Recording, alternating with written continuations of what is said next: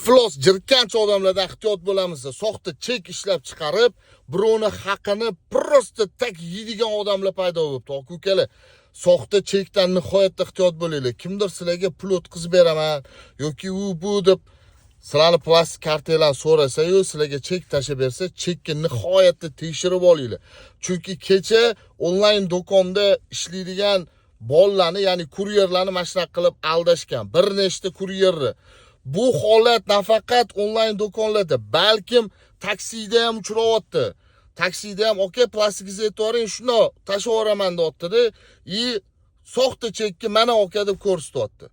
O'zingizlarni balansingizga pul tushdimi yo'qmi tekshiringlar. Qaysi kasb bo'lishidan qat'iy nazar, xot u taksist bo'lsin, xot u kuryer bo'lsin, xot u onlayn do'kon bo'lsin. Hozirgi paytda onlayn do'konga juda kuchli ataka bo'lyapti. Aynan mana shunaqa mashinniklar.